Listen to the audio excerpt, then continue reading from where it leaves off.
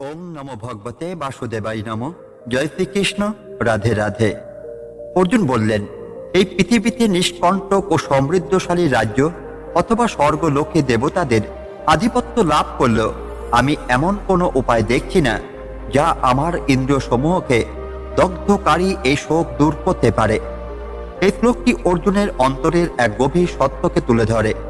7 নং শ্লোকে তিনি শিষ্যত্ব গ্রহণ করেছিলেন, আর 8 নং শ্লোকে তিনি তার সমস্যার গভীরতা শ্রীকৃষ্ণের সামনে তুলে ধরছেন। অর্জুনের শোক সাধারণত দুঃখ নয়, এটি তার ইন্দ্রিয়গুলোকে যেন শুকিয়ে দিচ্ছে। তিনি অনুভব করছেন যে বাইরের কোনো সুখই তার ভেতরের এই হাহাকার থামাতে পারবে না। অর্জুন বলছেন, তিনি যদি পুরো পৃথিবীর রাজা হন অথবা ইন্দ্রের মতো স্বর্গের অধিপতিও হন, তবু তার মনের এই জ্বালা মিটবে না। অর্জুন বুঝতে পেরেছেন যে বাইরে জয় বা বৈষয়িক প্রাপ্তি দিয়ে মানসিক ক্ষত সারানো যায় না। তিনি এক পরম সত্যের দিকে ইঙ্গিত করছেন। আত্মিক শান্তির অভাব জাগতিক কোনো সম্পদ দিয়ে পূরণ করা অসম্ভব। এই শ্লোক থেকে আমরা যে দীর্ঘ উপদেশ গ্রহণ করতে পারি তা আমাদের আধুনিক জীবনের সবচেয়ে বড় সমস্যার সমাধান দিতে পারে। আমরা সারা জীবন ভাবি, একটা ভালো চাকরি পেলে, সুন্দর বাড়ি বানালে বা অনেক টাকা হলে আমি সুখী হব। অর্জুন এখানে সেই ভুল ধারণা ভেঙে দিচ্ছেন। তিনি বলছেন, সারা পৃথিবীর রাজত্ব পেল তার মনের শোক যাবে না। মানুষের সত্যিকারের সমস্যা বাইরের অভাবে নয়, ভেতরের স্বভাবে। আমরা যখন মানসিকভাবে ভেঙে পড়ি, তখন দামি গাড়ি বা বিশাল অট্টালিকা আমাদের শান্তি দিতে পারে না। প্রকৃত শান্তি আসে ভেতর থেকে, বাইরের প্রাপ্তি থেকে নয়। অর্জুন বলছেন, তার শোক ইন্দ্রিয় শোষণ করছে। এর মানে হলো তার চোখের দৃষ্টি ঝাপসা হয়ে আসছে, শরীরের তেজ কমে যাচ্ছে। যখন মানুষের মন অশান্ত থাকে, তখন পৃথিবীর সবচেয়ে সুস্বাদু খাবারও তেতো লাগে। ডিপ্রেশন বা মানসিক বিষাদ কেবল মনকে নয়, শরীরকে ধ্বংস করে। অর্জুন আমাদের শেখাচ্ছেন যে যখন সমস্যা এত গভীর হয়, তখন সাময়িক বিনোদন দিয়ে লাভ নেই, তখন প্রয়োজন আধ্যাত্মিক জ্ঞানের। অর্জুন এমনকি স্বর্গের দেবতাদের আধিপত্যকে তুচ্ছ করছেন। এটি একটি বিশাল আধ্যাত্মিক উপলব্ধি। আমরা অনেক সময় ছোট ছোট সাফল্যের পেছনে দৌড়াই এবং ভাবি এটিই সব, কিন্তু অর্জুন আমাদের এক বৃহত্তর সত্য দেখাচ্ছেন। যা কিছু দৃশ্যমান, যা কিছু নশ্বর, তা চিরস্থায়ী শান্তি দিতে অক্ষম। আপনি যদি কেবল বস্তুর উপর নির্ভর করে সুখে থাকতে চান, তবে আপনি চিরকাল তৃষ্ণার্তই থেকে যাবেন। অমৃতের সন্ধান পেতে হলে বস্তুর ঊর্ধ্বে উঠতে হবে। অর্জুন তার এই শোকের বর্ণনা কৃষ্ণকে কেন দিচ্ছেন? কারণ তিনি চান কৃষ্ণ যেন বুঝতে পারেন তার রোগের গভীরতা কতটা। তিনি বুঝতে পেরেছেন যে কেবল একজন পূর্ণ জ্ঞানী গুরু স্পর্শেই এই অন্ধকার দূর করা সম্ভব। নিজের কষ্টকে অস্বীকার করবেন না, কিন্তু সেই কষ্ট দূর করার জন্য ভুল জায়গায় টাকা বা ভোগে হাত না দিয়ে সঠিক আধ্যাত্মিক জ্ঞানের দিকে এগিয়ে যান। টাকা দিয়ে কি শান্তি কেনা যায়? অর্জুনের উপলব্ধিতে জাগতিক সম্পদের অসারতা, ডিপ্রেশন ও মানসিক বিষাদ যখন সব থেকেও কিছু নেই মনে হয়, ইন্দ্রিয় দাহ থেকে মুক্তির পথ। আপনার মনের অশান্তি কিভাবে শরীরের ক্ষতি করছে? কেন বড় বড় সাফল্য আমাদের তৃপ্তি দিতে পারে না? অর্জুনের স্বর্গীয় অধিপত্যের প্রস্তাব। শূন্যতা থেকে পূর্ণতার দিকে যখন আপনি বুঝবেন কোনো বস্তু আপনাকে বাঁচাতে পারবে না।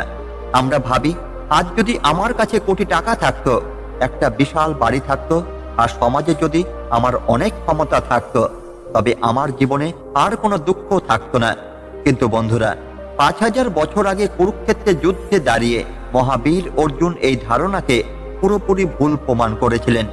আজকের 8 নং শ্লোকে অর্জুন যে কথাটি বলছেন, তা বর্তমান যুগের প্রতিটি সফল কিন্তু অশান্ত মানুষের চোখের জল মুছে দিতে পারে।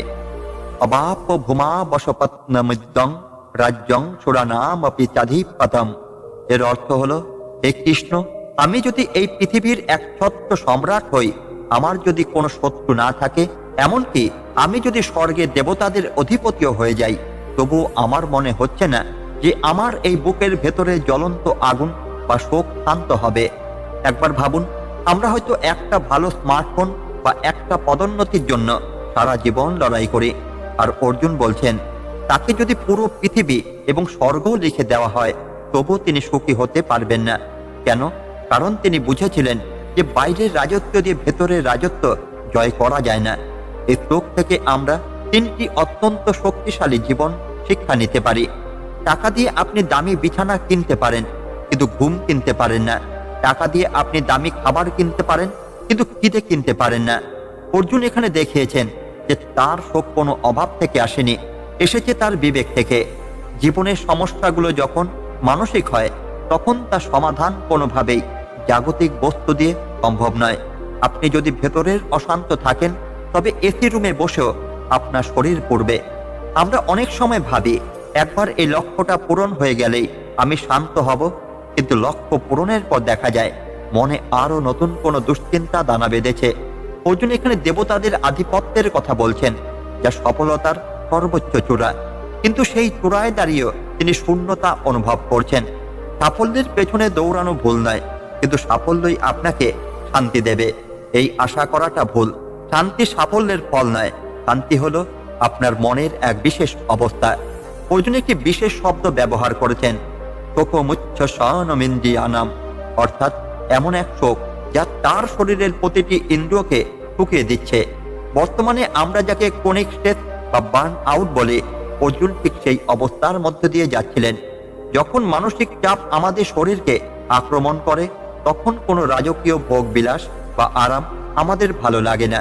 সেই সময় প্রয়োজন হয় পরমাত্মার জ্ঞান এবং সঠিক দৃষ্টিভঙ্গির। আজকের দিনে আমরা দেখি অনেক নামি দামি সেলিব্রিটি বা অনেক বিত্তশালী মানুষ ডিপ্রেশনে ভুগছেন, এমনকি আত্মহত্যার পথ বেছে নিচ্ছেন। কেন? কারণ তাদের কাছে সব আছে, কিন্তু শান্তি নেই। ৮ নং শ্লোকে অর্জুন হলেন সেই সব আধুনিক মানুষের প্রতিনিধি। আমরা যদি কেবল আমাদের ব্যাংক ব্যালেন্স বাড়ানোর পেছনে ছুটি আর আমাদের মানসিক ও আধ্যাত্মিক স্বাস্থ্যের যত্ন না নিই, তবে একদিন অর্জুনের মতো আমরাও দেখব যে সব কিছু পেয়েও আমরা আসলে নিঃস্ব। দামি গাড়িতে বসে কাদার চেয়ে সাধারণ ঘরে হাসি মুখে থাকা অনেক বেশি সার্থক। বুঝুন যে আপনার সুখ কোনো বস্তুর মালিক হওয়ার মধ্যে নেই। আপনার অশান্তি কি কোনো অপরাধবোধ থেকে, নাকি কোনো মোহ থেকে? অর্জুনের মতো সমস্যাটি গুরুর কাছে বা নিজের কাছে পরিষ্কারভাবে তুলে ধরুন। টাকা আজ আছে, কাল নেই, কিন্তু গীতার এই শাশ্বত জ্ঞান আপনাকে পৃথিবীর যে কোনো পরিস্থিতিতে স্থির থাকতে শেখাবে। বন্ধুরা, অর্জুনের এই উপলব্ধি তাকে গীতামৃত শোনার যোগ্য করে তুলেছিল। তিনি বুঝতে পেরেছিলেন যে কোনো সম্রাট বা কোনো দেবতা তাকে বাঁচাতে পারবে না। বাঁচাতে পারবেন কেবল যোগেশ্বর শ্রীকৃষ্ণ। আমাদের জীবনও যখন মনে হবে যে সব থেকে কিছু নেই, তখন বুঝবেন এই মুহূর্তটি হলো ভগবানের দিকে ফেরার শ্রেষ্ঠ সময়। মনে রাখবেন, সংসারে সম্রাট হওয়া সহজ, কিন্তু নিজের মনে সম্রাট হওয়া কঠিন। আর গীতা আমাদের সেই মনের সম্রাট হওয়াই শেখায়। প্রাচীনকালে মহারাজ যজাতি ছিলেন এক অত্যন্ত শক্তিশালী এবং ন্যায়পরায়ণ সম্রাট। তার সাম্রাজ্য ছিল বিশাল, ধন সম্পদ ছিল অফুরন্ত। কিন্তু এক অভিশাপের কারণে তিনি অকালেই বার্ধক্যে উপনীত হন। তার শরীর জরাজীর্ণ হয়ে পড়ে, কিন্তু তার মনে ভোগের ইচ্ছা তখনও প্রবল ছিল। তিনি আরো অনেকদিন বেঁচে থেকে পৃথিবীর সমস্ত সুখ ভোগ করতে চেয়েছিলেন। যজাতি তার তরুণ পুত্র পুরুকে অনুরোধ করলেন যেন সে তার বার্ধক্য গ্রহণ করে এবং নিজের যৌবন পিতাকে দান করে। পুত্র পুরু পিতার আজ্ঞা পালন করলেন। যজাতি আবার তরুণ হয়ে উঠলেন এবং তার সামনে খুলে গেল ভোগের এক বিশাল জগৎ। যজাতি তার নতুন যৌবন নিয়ে কয়েকশো বছর ধরে পৃথিবীর শ্রেষ্ঠতম সুখগুলো ভোগ করলেন। তিনি যা চেয়েছিলেন তার থেকে অনেক বেশি সম্পদ, ক্ষমতা এবং আনন্দ তার হাতের মুঠোয় ছিল। অর্জুন যেমন ৮ নং শ্লোকে বলছেন, পৃথিবীর নিষ্কণ্টক রাজ্য বা স্বর্গের আধিপত্য, যজাতির জীবন ছিল ঠিক তেমনই। তিনি ভেবেছিলেন এক সময় হয়তো তার মন শান্ত হবে, তিনি তৃপ্ত হবেন।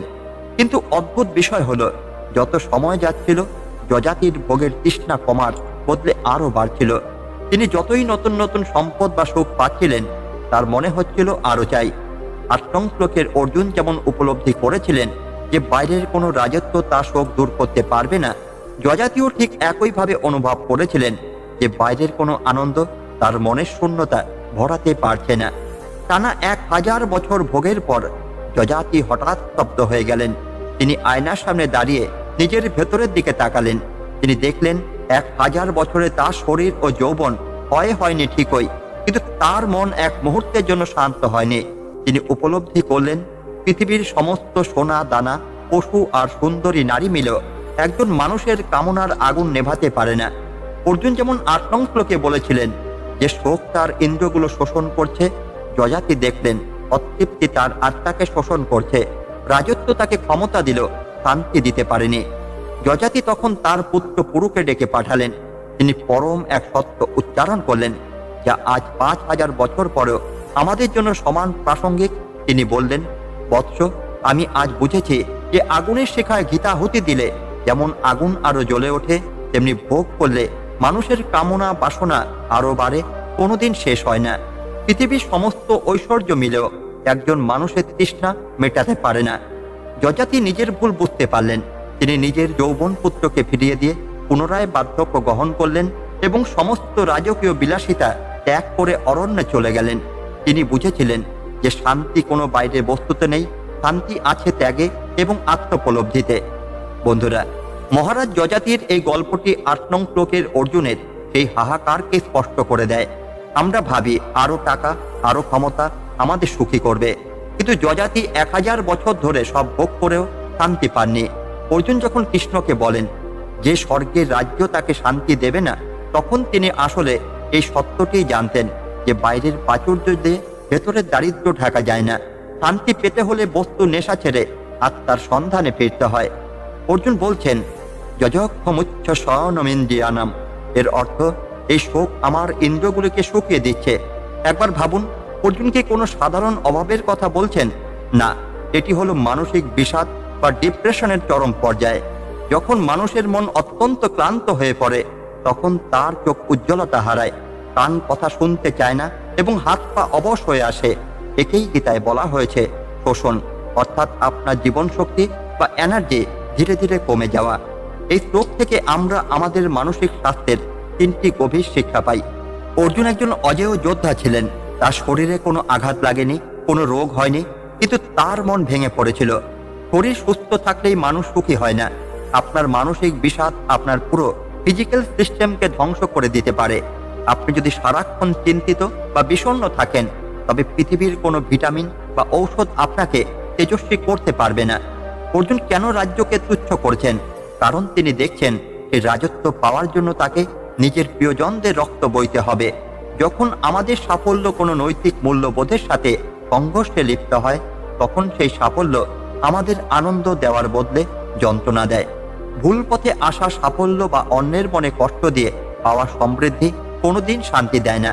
সেই শোক ভেতরের অমৃতকে শুকিয়ে দেয়। অনেকেই ভাবে বিপদে পড়লে আমার সম্পত্তি আমাকে রক্ষা করবে, কিন্তু অর্জুন বলছেন স্বর্গের আধিপত্য তাকে এই শোক থেকে মুক্তি দিতে পারবে না। চরম মানসিক সংকটে আপনার ব্যাংক ব্যালেন্স বা সোশ্যাল মিডিয়ার ফলোয়ার্সরা আপনাকে সান্ত্বনা দিতে পারে না। সেই সময় প্রয়োজন হয় এমন একজনের যিনি আপনার আত্মার কথা বুঝতে পারেন। আজকাল কাজের চাপ, প্রতিযোগিতা, দৌড় আর সম্পর্কে টানা পড়ে নেয়। আমরা সবাই বার্ন আউটের শিকার। আমরা দিনরাত খাটছি, বড় বড় ডিগ্রি নিচ্ছি, প্রমোশন পাচ্ছি, কিন্তু দিন শেষে আয়নার সামনে দাঁড়ালে নিজেকে অচেনা মনে হয়। অর্জুনের মতোই আমাদের মনে হয় এত কিছু করে কি লাভ। যদি আপনারও মনে হয় যে সাফল্য আসছে কিন্তু শান্তি যাচ্ছে, তবে বুঝবেন আপনার ইন্দ্রিয় শোষণ শুরু হয়েছে। এটি কোনো অবহেলা করার বিষয় নয়, এটি হলো আপনার আত্মার একটি সংকেত যে এখন থামার সময় হয়েছে। অর্জুন কিন্তু বীর দর্প ছেড়ে শান্ত হয়ে বসেছিলেন। আপনিও কোলাহল থেকে দূরে গিয়ে নিজেকে সময় দিন। প্রশ্ন করুন, আমি আসলে কি চাই? নিজেকে সবল প্রমাণের চেষ্টা ছেড়ে দিন। অর্জুনের মতো স্বীকার করুন যে আপনার সাহায্য প্রয়োজন। কেবল মোটিভেশনাল স্পিচ নয়, গীতার মতো গভীর দর্শনের শরণাপন্ন হন, যা আপনাকে জীবনের নশ্বরতা বোঝাবে এবং অস্থির মনকে শান্ত করবে। বন্ধুরা, 8 নং শ্লোকে অর্জুন আসলে আমাদের আয়না। সব থেকে কিছু নেই মনে হওয়াটা কোনো পাপ নয়, এটি হলো এক গভীর সত্যের সন্ধান পাওয়ার সুযোগ। বন্ধুরা, 8 নং শ্লোকে অর্জুন আসলে আমাদেরই আয়না। সব থেকে কিছু নেই মনে হওয়াটা কোনো পাপ নয়, এটি হলো এক গভীর সত্যের সন্ধান পাওয়ার সুযোগ। অর্জুন যদি সেদিন এই শূন্যতা অনুভব না করতেন, তবে তিনি শ্রীকৃষ্ণকে পেতেন না। আপনার জীবনের শূন্যতাকেও ভয় পাবেন না। হয়তো ঈশ্বর এই শূন্যতা দিয়েই আপনার জীবনে প্রবেশের পথ তৈরি করছেন। মনে রাখবেন, বাইরের অন্ধকার দূর করতে বাতির প্রয়োজন হয়, কিন্তু মনের অন্ধকার দূর করতে জ্ঞানের আলো প্রয়োজন। প্রাচীনকালে সম্রাট ভরত ছিলেন সমগ্র ভারতবর্ষের একছত্র অধিপতি। তার নামানুসারেই আমাদের এই দেশের নাম হয়েছে ভারতবর্ষ। তিনি ছিলেন অসীম বীর, পরম ধার্মিক এবং প্রজা বৎসল। তার রাজ্যে কোনো অভাব ছিল না, কোনো শত্রু ছিল না। অর্জুন যেমন ৮ নং শ্লোকে বলছেন, নিষ্কণ্টক ও সমৃদ্ধ রাজ্য ভরতের কাছে ঠিক সেটিই ছিল। তার ভাণ্ডারে রত্নরাজই উপচে পড়ত এবং স্বর্গের দেবতারাও তাকে সম্মান করতেন। মহারাজ ভরত হাজার হাজার বছর রাজত্ব করেছিলেন। তার স্ত্রী, পুত্র, অমাত্য সবাই তাকে ঘিরে থাকত। কিন্তু এত সাফল্যের মাঝেও একদিন এক অদ্ভুত বিষাদ ভরতকে গ্রাস করল। তিনি দেখলেন এই বিশাল রাজত্ব, এই কোলাহল আর প্রতিনিয়ত নতুন নতুন জয়ের আনন্দ তাকে আর তৃপ্তি দিচ্ছে না। তিনি দেখলেন তার ইন্দ্রিয়গুলো যেন ক্লান্ত হয়ে পড়ছে। যা অর্জুন বলেছিলেন, শোকমুচ্ছ সনমিন্দ্রিয়াম। হাজারো মানুষের ভিড়ও তিনি নিজেকে সম্পূর্ণ একা অনুভব করতে লাগলেন। তার মনে হতে লাগলো, সবই তো পেলাম, কিন্তু আমার আত্মার শান্তি কোথায়? এই রাজত্ব কি আমাকে বার্ধক্য আর মৃত্যুর হাত থেকে বাঁচাতে পারবে? ভরতের এই অবস্থাকে বলা হয় আধ্যাত্মিক বিষাদ। অর্জুন যেমন যুদ্ধে জয়ী হয়ে রাজ্য পাওয়ার সম্ভাবনা দেখেও শোকাতুর হয়েছিলেন, ভরতও তেমনি রাজ্য ভোগ করার পরেও দেখলেন এই রাজ্য তার মনের ভেতরের শূন্যতাকে ভরাট করতে পারছে না। তিনি দেখলেন প্রতিদিনের রাজকার্য, রাজনীতির মারপেট এবং ভোগের বস্তুগুলো তার জীবন শক্তিকে শোষণ করছিল। তার স্বর্ণ সিংহাসন তাকে ভালো ঘুম দিতে পারছিল না। তিনি অনুভব করলেন যে বাইরের এই প্রাচুর্য আসলে তার আত্মার জন্য এক বিশাল বোঝা হয়ে দাঁড়িয়েছে। অর্জুন যেমন কৃষ্ণের চরণে বসে সমাধান চেয়েছিলেন, ভরতও তেমনি স্থির করলেন যে তিনি আর এই অর্থহীন ভোগের পথে থাকবেন না। তিনি বুঝতে পারলেন এই বিষাদ আসলে কোনো অসুখ নয়, বরং এটি একটি ডাক, নিজের ভেতরে সত্তাকে চেনার ডাক। ভরত তার বিশাল সাম্রাজ্য, ধন সম্পদ এবং পরিবার ছেড়ে এক কাপড়ে অরণ্যে চলে গেলেন। তিনি চাইলেন এমন এক শান্তি যা নশ্বর নয়, যা রাজত্ব বা টাকা দিয়ে কেনা যায় না। তিনি গণ্ডকী নদীর তীরে পুলহ আশ্রমে তপস্যা শুরু করলেন। জীবনের সেই চরম শূন্যতাই তাকে পরমাত্মার সন্ধানে উদ্বুদ্ধ করেছিল। বন্ধুরা, মহারাজ ভরতের এই গল্পটি আমাদের শেখায় যে সাফল্য মানেই শান্তি নয়। ভরত পুরো পৃথিবীর অধিপতি হয়েও যে শূন্যতা অনুভব করেছিলেন, আজকের দিনে আমরাও আমাদের কর্মক্ষেত্রে বা পরিবারে সেই একই বার্ন আউট অনুভব করি। অর্জুন ৮ নং শ্লোকে ঠিক এই অবস্থার কথাই কৃষ্ণকে জানিয়েছিলেন। মনে রাখবেন, আপনার মনের এই ক্লান্তি আসলে কোনো অভিশাপ নয়, এটি একটি সংকেত যে আপনি এখন বাইরের পৃথিবী ছেড়ে নিজের ভেতরে জগৎকে সময় দিন। ভরত যেমন রাজ্য ছেড়ে সত্যের সন্ধান পেয়েছিলেন, আমাদেরকেও জাগতিক মোহের বাইরে গিয়ে আত্মার শান্তি খুঁজতে হবে। আমরা যখন অসুস্থ হই তখন আমরা ডাক্তারের কাছে যাই শরীরের চিকিৎসা করাতে, কিন্তু আপনি কি জানেন আমাদের শরীরে অনেক রোগের জন্ম হয় আমাদের মনে। ৫,০০০ বছর আগে কুরুক্ষেত্রের রণক্ষেত্রে দাঁড়িয়ে অর্জুন কোনো তীরের আঘাতে রক্তাক্ত হননি, কিন্তু তিনি বলেছিলেন তার শরীর যেন শুকিয়ে যাচ্ছে। ৮ নং শ্লোকে অর্জুন যে গোপন শারীরিক ও মানসিক সংকটের কথা বলেছিলেন, আজকের আধুনিক বিজ্ঞান তাকে বলছে সাইকোসোম্যাস্টিক ডিসঅর্ডার। আজ আমরা জানবো কিভাবে আপনার দুশ্চিন্তা আপনার শরীরকে ধ্বংস করছে এবং তা থেকে মুক্তির পথ কি। খেয়াল করুন, অর্জুন এখানে উচ্ছ্বসন শব্দটি ব্যবহার করেছেন, যার অর্থ হলো পুরোপুরি শুকিয়ে ফেলা। শোক যখন গভীর হয় তখন তা কেবল মনকে কাঁদায় না, বরং আমাদের ইন্দ্রিয়গুলোকে অর্থাৎ চোখ, কান, জিহ্বা এবং শরীরের তেজকে নিস্তেজ করে দেয়।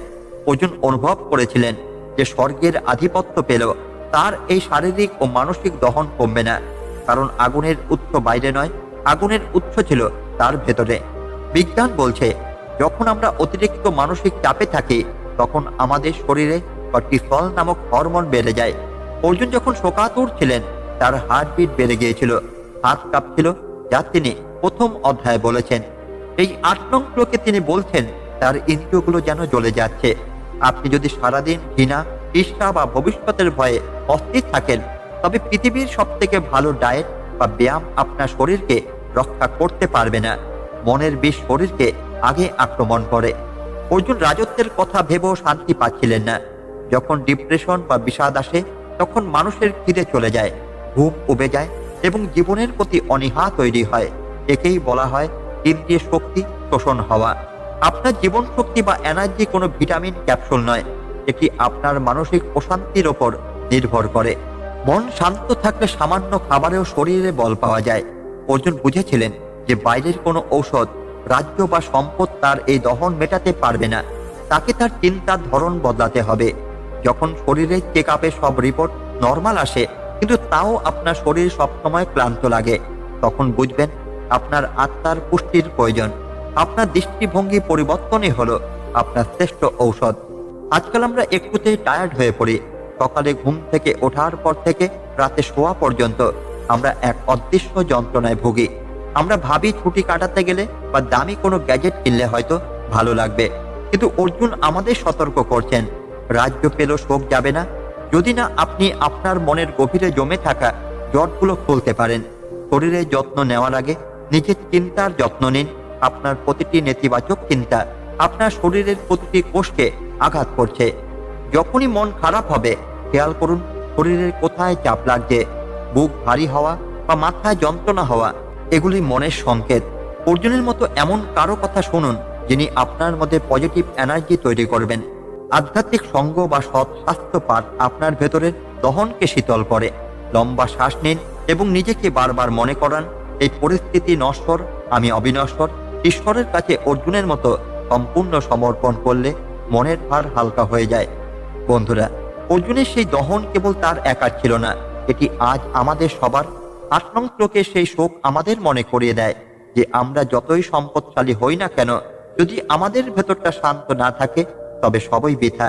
কিন্তু এই শোকই হলো শ্রীকৃষ্ণের বাণীর আগে শেষ অন্ধকার। অন্ধকার যত ঘন হয় আলোর উদয় ততটাই নিকটবর্তী হয়। মনে রাখবেন, শান্ত মন হলো নীরব শরীরের শ্রেষ্ঠ ভিত্তি। বন্ধুরা, 8 নং শ্লোকের এই আলোচনা আমাদের জীবনের এক ধ্রুব সত্যের সামনে দাঁড় করিয়ে দেয়। আমরা সারা জীবন যে টাকা, ক্ষমতা আর সাফল্যের পেছনে ছুটছি, অর্জুন আমাদের শিখিয়ে দিলেন যে সেই সব কিছু পাওয়ার পরেও মনের গভীরে এক পাহাড় সমান শূন্যতা থেকে যেতে পারে। মনের সেই ইন্দ্র শোষণকারী শোক কোনো রাজত্ব বা বৈভব দিয়ে মেটানো সম্ভব নয়। আমরা প্রায় শরীরের অসুখ নিয়ে চিন্তিত হই, কিন্তু আমাদের মনের গভীরে যে অশান্তির আগুন জ্বলছে তা আমাদের জীবন শক্তিকে প্রতিদিন একটু একটু করে শেষ করে দিচ্ছে। মনে রাখবেন, বাইরের পৃথিবী আপনাকে আরাম দিতে পারে, কিন্তু শান্তি দিতে পারে কেবল আপনার ভেতরের শুদ্ধ চিন্তা এবং শ্রীকৃষ্ণের এই চিরন্তন জ্ঞান। তা নিজের মনের যত্ন নিন, কারণ মন শান্ত না থাকলে স্বর্গ রাজ্য আপনার কাছে নরক বলে মনে হবে। আজকের এই আলোচনা যদি আপনার মনের কোনো অজানা ক্ষতে প্রলেপ দিয়ে থাকে তবে ভিডিওটিতে একটি লাইক দিয়ে আমাদের উৎসাহিত করুন। আপনার একটি শেয়ার হয়তো আপনার মতো অন্য কোনো ক্লান্ত মানুষকে জীবনের নতুন দিশা দেখাতে পারে। তাই পরম কৃপাময় শ্রীকৃষ্ণের এই বাণী সবার কাছে পৌঁছে দিতে আমাদের সাহায্য করুন। আপনার জীবনেও কি এমন কোনো মুহূর্ত এসেছে যখন মনে হয়েছে সব থেকেও যেন কিছু নেই? আপনার সেই অভিজ্ঞতার কথা আমাদের কমেন্ট বক্সে লিখতে পারেন। আপনাদের প্রতিটি মন্তব্য আমাদের এই প্রীতি ভালো কথা পরিবারকে আরো সমৃদ্ধ করে। আর আপনি যদি আজ প্রথমবার আমাদের ভিডিও দেখছেন তবে এখনই সাবস্ক্রাইব করে আমাদের এই আধ্যাত্মিক যাত্রার সাথী হয়ে যান। বন্ধুরা, অর্জুন তার সমস্ত শোকের কথা বলে এবার স্তব্ধ হয়ে গেলেন।